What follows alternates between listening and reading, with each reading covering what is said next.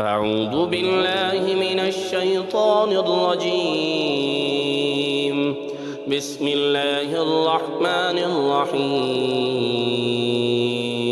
الرحمن علم القرآن خلق الإنسان علمه البيان. الشمس والقمر بحسبان والنجم والشجر يسجدان والسماء رفعها ووضع الميزان ألا تطغوا في الميزان وأقيموا الوزن بالقسط ولا تخسروا الميزان والأرض وضعها للأنام فيها فاكهة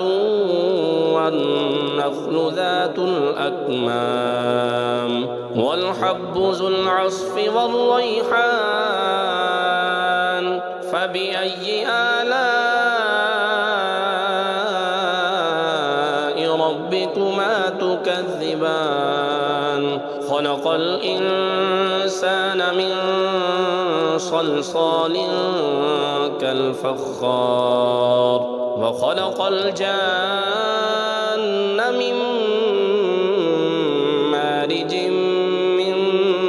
نار فبأي آلاء ربكما تكذبان رب المشرقين ورب المغربين فبأي آلاء ربكما تكذبان مرج البحرين يلتقيان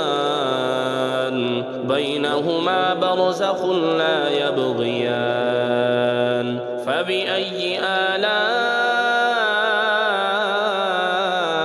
ربكما تكذبان يخرج منهما اللؤلؤ والمرجان فبأي آلاء ربكما تكذبان وله الجوار المنشآت في البحر كالأعلام فبأي آلاء ربكما تكذبان كل من عليها فان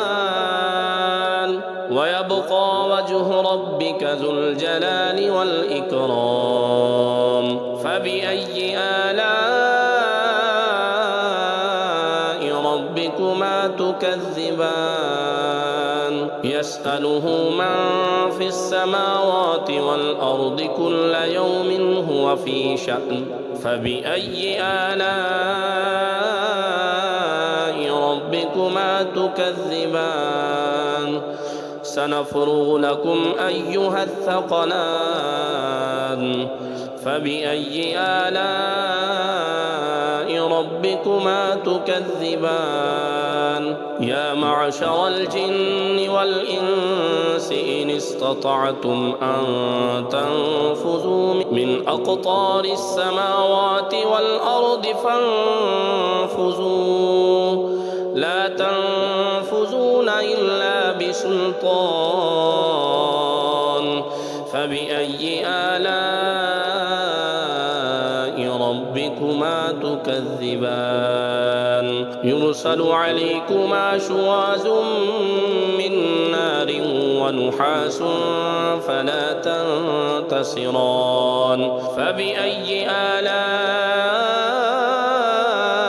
ربكما تكذبان فإذا انشقت السماء فكانت وردة كالدهان فبأي آلاء ربكما تكذبان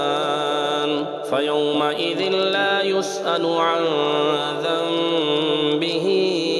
إنس ولا جان فبأي آلاء ربكما تكذبان يعرف المجرمون بسيماهم فيؤخذ بالنواسي والأقدام فبأي آلاء ربكما تكذبان هذه جهنم التي يكذب بها المجرمون يطوفون بينها وبين حميم آن فبأي آلاء ربكما تكذبان ولمن خاف مقام ربه جنتان فبأي آلاء ربكما تكذبان ذواتا أفنان فبأي آلاء ربكما تكذبان فيهما عينان تجريان فبأي آلاء ربكما تكذبان فيهما من كل فاكهة زوجان فبأي آلاء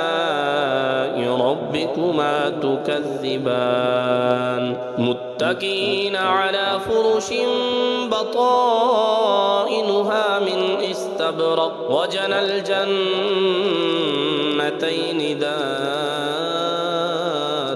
فبأي آلاء ربكما تكذبان فيهن قاصرات الطرف لم يطمثهن إنس قبلهم ولا جان فبأي آلاء ربكما تكذبان كأنهن الياقوت والمرجان فبأي آلاء ربكما تكذبان هل جزاء الإحسان إلا الإحسان فبأي آلاء ربكما تكذبان ومن دونهما جنتان فبأي آلاء ربكما تكذبان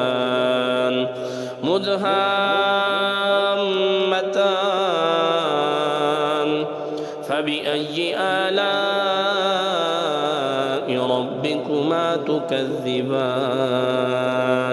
فيهما عينان نضاختان فبأي آلاء ربكما تكذبان فيهما فاكهة ونخل ورمان فبأي آلاء ربكما تكذبان فيهن خيرات حسان فبأي آلاء ربكما تكذبان حور مقصورات في الخيام فبأي آلاء ربكما تكذبان لم يطمثهن إنس قبلهم ولا جان فبأي آلاء ربكما تكذبان متكئين على رفرف خضر وعبقري حسان فبأي آلاء ربكما تكذبان تبارك اسم ربك ذي الجلال والإكرام